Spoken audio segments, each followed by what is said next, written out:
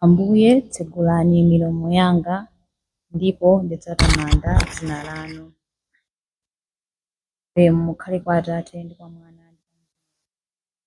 monga panali poyamba, tsopano ndi masiku onse, ndi pa nthawi zosatha. Amen. Virigo wofatsa wa ku Nazareti, wofunsidwa mbeta ndi mpalamatabwa Yosefe, mudakhala amayi a Mulungu. Chimwemwe kwa inu, inu Mariya Virigo, amayi a Ambuye. Ndinu mdzakazi wa Mulungu, mudalandira chaulere chake. Wa chaulere chodzaza, Ambuye ali nanu. Chimwemwe kwa inu, Mariya Virigo, amayi a Ambuye. Ndinu wodala mwa akazi onse, ndi wodalanso mwana wanu Yesu. Mibado yonse ikulemekezani. Chimwemwe kwa inu, Mariya Virigo, amayi a Ambuye. Mwana wanu mudambala nkhola, angelo adayimba ulemu kwa Mulungu. Pansi pano mtendere kwa onse akufuna kwabwino. Chimwemwe kwa inu, inu Mariya Virigo, amayi a Mulungu. Mwana wanu mudamuonetsa kwa akatswiri a nyenyezi, mudapita naye ku Tempile, munabweretsa chimwemwe ku kalamba wa Simeoni. Chimwemwe kwa inu, inu Mariya Virigo, amayi a Ambuye. Mayi wosankhidwa wa Mesiya, Virigo ndiponso mwana wamkazi wa Ziyoni. Chimwemwe ndi ulemu kwa anthu a Mulungu. Chimwemwe kwa inu, inu Mariya Virigo, amayi a Ambuye. Chilimbi 1. Msintho wodabwitsa.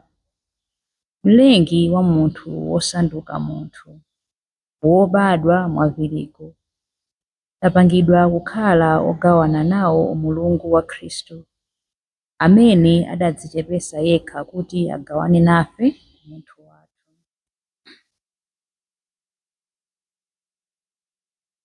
Tamandani chauta. Mtamandeni inu atumiki ake. Tamandani dzina la chauta. Yamikani chauta, kuyambira tsopano mpaka muyaya. Dzina la chauta litamandike, kuyambira kumatulukiro a dzuwa mpaka kumalowero ake. Chauta akulamulira anthu a mitundu yonse. Ulemerero wake ndi waukulu kuposa wa mlengalenga. Ndani angalingane ndi chauta Mulungu wathu, amene akukhala kumwamba, wochita kuweramira pansi, poyang'ana mlengalenga ndi dziko lapansi. Amakweza munthu osauka kuchokera ku fumbi, ndipo amatulutsa kudzala anthu osowa. Amawakhazika pamodzi ndi mafumu a anthu achauta. Amapasa banja mkazi wosabala, namsandutsa mayi wosangalala wa ana. Ulemu mukhale kwa Atate ndi kwa Mwana ndi kwa Mzimu, monga panali poyamba, tsopano ndi pa nthawi zosatha. Amen. Msintho wodabwitsa. Mlengi wa munthu wosanduka munthu, wobadwa mwa Virigo, tapangidwa kukhala ogawana nawo umulungu wa Khristu, amene adadzichepetsa yekha kuti agawane nafe umunthu wathu. Chilimbi 2. Kudzera nkubadwa kwanu kodabwitsa mwa Virigo, inu mwakwaniritsa malembo oyera. Ngati mvula yogwa mwachifatse pa dziko, inu mwabwera pansi pano kudzapulumutsa anthu anu. Mulungu tikutamandani.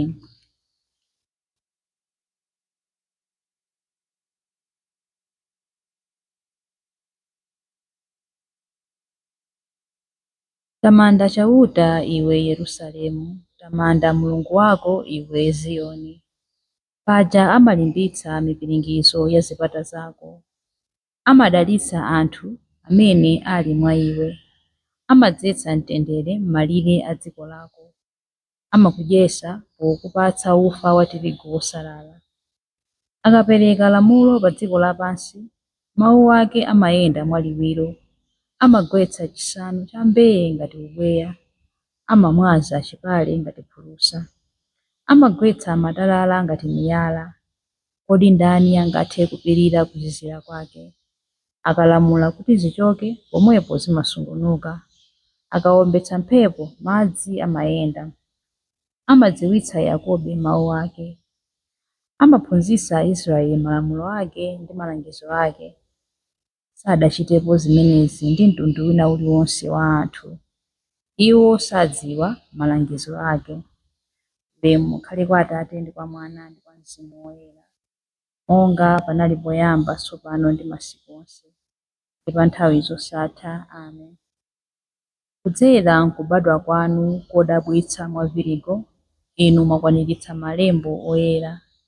Ngati mvula yogwa mwachifatsi pa dziko, inu mwabwera pansi pano kudzapulumutsa anthu anu.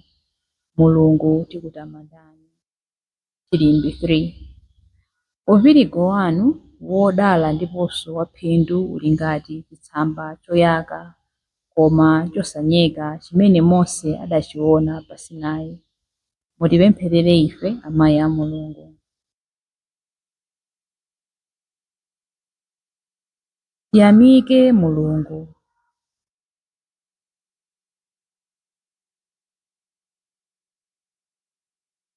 Atate, Ambuye athu Yesu Khristu. Mwa Khristu iye adatipatsa madalitso onse auzimu kumwamba. Mulungu asanalange dziko lapansi adatisankhiratu mwa Khristu kuti tikhale oyera mtima ndi opanda cholakwa pamaso pake. Chifukwa chotikonda adatikonzeratu kuti mwa Yesu Khristu atilandire ngati ana ake. Adachita zimenezi chifukwa adafuna kutero mwakukoma mtima kwake. Adafuna kuti tizitamanda ulemu wake chifukwa adatikomera mtima kopambana pakutipatsa mwana wake wokondedwa ngati mphatso yaulere. Ndi imfa ya mwana wakeyo Mulungu adatipulumutsa, adatikhululukira machimo athu nzazikuludi mphatso zaulere zimene Mulungu adatipatsa mochuluka. Mwaluntha ndi nzeru adatiwululira cholinga chake chimene kale chinali chobisika. Zimene adati achite mwakukoma mtima kwake ndi zomwe iye mwini adakonzeratu kale. Zimene Mulungu adalongosola kuti achite itakwana nthawi nchakuti asonkhanitse pamodzi mwa Khristu zinthu zonse zakumwamba ndi zapansi pano. Ulemu ukhale kwa Atate ndi kwa Mwana ndi kwa Mzimu Woyera, monga panali poyamba, tsopano ndi masiku onse, ndi pa nthawi zosatha. Amen. Uvirigo wanu wodala ndiponso waphindu uli ngati chitsamba choyaka koma chosanyeka chimene Mose adachiona pa Sinai. Mutipempherere ife amayi a Mulungu. Mawu a Mulungu. Mawu a Mulungu akuchoka m'buku la Agalatiya verse 4 kuyambira 4 mpaka na 5. Koma nthawi itakwana Mulungu adatuma mwana wake. Mwanayo adabadwa mwa mkazi. Adabadwa woyenera kumvera malamulo a Mose. Adachita zimenezi kuti akawombole amene anali akapolo a malamulo, ndipo kuti potero tisanduke ana a Mulungu. Mawu a Ambuye. Tithokoze Mulungu. Chiyankho. Mawu adasanduka munthu. Aleluya, aleluya. Mawu adasanduka munthu. Aleluya, aleluya. Adakhala pakati pathu. Aleluya, aleluya. Ulemu ukhale kwa Atate ndi kwa Mwana ndi kwa Mzimu Woyera. Mawu adasanduka munthu. Aleluya, aleluya.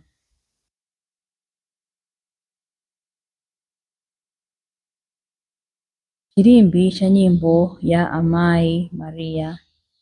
Chifukwa cha chikondi chake chachikulu pa ife, Mulungu adatuma mwana wake m'chifanizo cha chikhalidwe chathu cha machimo, nabadwa mwa mkazi ndi kukhala womvera lamulo. Aleluya.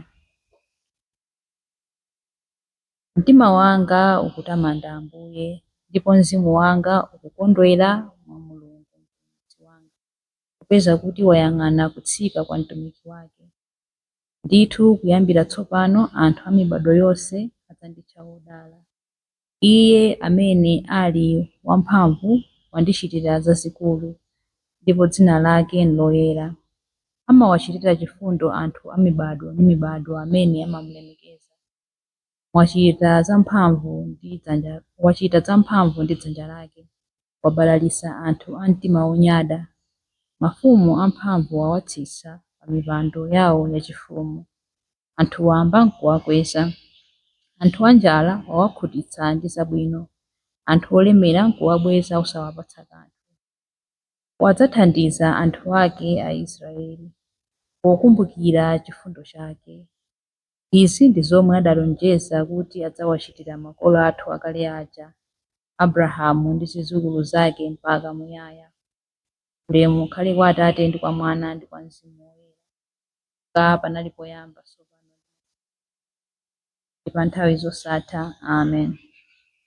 Chifukwa cha chikondi chake chachikulu pa ife, Mulungu adatuma mwana wake m'chifanizo cha chikhalidwe chathu cha machimo. Nabadwa mwa mkazi ndi kukhala womvera lamulo. Aleluya. Mapemphero. Wodala akhale Ambuye Yesu, mtendere wathu, amene mudabwera kudzatilumikizanitsa ndi Mulungu. Tiyeni tipemphere kwa Iye modzichepetsa. Ambuye apaseni anthu onse mtendere. Mutabadwa mudaonetsa kukoma mtima ndi kufatsa kwanu.